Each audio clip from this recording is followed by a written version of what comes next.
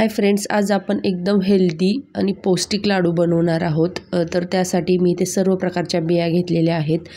तर या सर्व बिया आहेत त्या आपल्या शरीरासाठी किती महत्त्वाच्या आहेत किंवा त्यातून काय काय पोषक तत्वे आपल्याला मिळतात हे सर्व या व्हिडिओमध्ये या रेसिपीमध्ये मी दाखवणार आहेत। तर चला आपण रेसिपीला सुरुवात करूयात। तर सर्वात प्रथम आपण गॅसवर कढाई ठेवून एक बिया घेऊन आपण हे बारीक गॅसवर भाजून घेणार आहोत। तर सर्वात प्रथम आपण पंपकिन सीड्स म्हणजे भोपळ्याच्या बिया घेतलेल्या आहेत। यामध्ये vitamin E, fatty acids, phosphorus, potassium आणि फिनोलिक संयुगे असतात आणि व्हिटॅमिन ई ही जास्त प्रमाणात असते। त्याच्यामध्ये रक्तातील साखर नियंत्रणास राहण्यास मदत होते।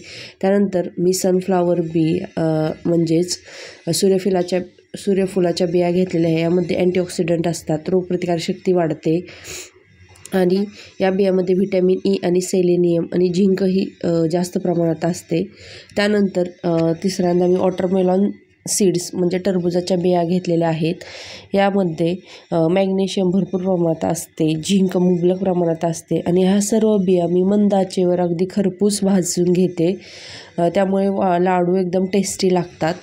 हे व्यवस्थित असं भाजून झालं की आपण आता हे काढून घ्यायचं आणि त्यानंतर मी अलसी म्हणजेच जवस, फ्लॅक्स सीड्स त्याला आपण म्हणतो आणि मराठीत आपण जवस म्हणतो। तर इथे मी जवस टाकून घेतलेले आहेत। जवस पण खाल्ल्याने भरपूर फायदे होतात। यामध्ये भरपूर प्रमाणात फायबर असते, आपली पचनक्रिया सुधारते, वजन कमी करण्यास मदत करते आणि जवसामध्ये जास्त प्रमाणात ओमेगा 3 फॅटी ॲसिड असते। हे पण आपण मंद आचेवर भाजून घेतलेलं आहे। त्यानंतर आपण चिया सीड्स हे आपले वजन कमी करण्यास मदत करते। यामध्ये भरपूर प्रमाणात फायबर असते, व्हिटॅमिन B1, व्हिटॅमिन B2 आणि नियासिन असतो। यामध्ये फायटो कंपाऊंड्स असतात। याच्या सेवनाने आपल्याला भूक कमी लागते, त्यामुळे हे वजन कमी करण्यास उपयुक्त आहे। हे व्यवस्थित असं भाजून झालं की आपण आता इथे अंजीर घेतलेले आहेत। अंजीर आपण कट करून ते पण थोड्या प्रमाणात भाजून घ्यायचे। अंजीरमध्ये पण फायबर, कॅल्शियम, पोटॅशियम आणि इतर भरपूर प्रमाणात पोषक घटक असतात। ते व्यवस्थित कसं काढून झालं की इथे अक्रोड आणि काळे खजूर याच्या बिया काढून घेतलेल्या आहे आणि अख्खे अक्रोड घेतलेले आहेत मी। तर ते व्यवस्थित असं काढून झालं की आपण त्यानंतर अक्रोड भाजून घेणार आहेत। अक्रोडमध्ये पण खाल्ल्याने हाडांचे आरोग्य सुधारते, मेंदूच्या कार्यास समर्थन होते, मधुमेह कंट्रोलमध्ये राहतो, भरपूर प्रमाणात यामध्ये जीवनसत्व आणि खनिजे असतात आणि भरपूर प्रमाणात ओमेगा 3 फॅटी ॲसिड असते। हे सर्व भाजून आपण एकत्र करून घेतलेलं आहे थंड करण्यास आणि हे सर्व खरपूस असं भाजून घेतलेलं आहे बघा।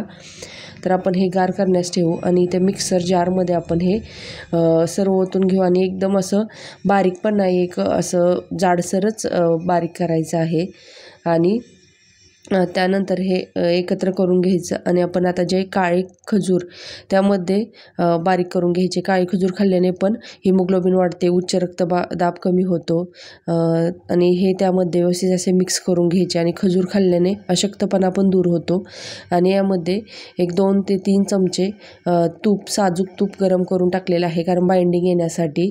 ते व्यवस्थित असं मिक्स करून घ्यायचं आणि आपण याचे लाडू बांधून घ्यायचे।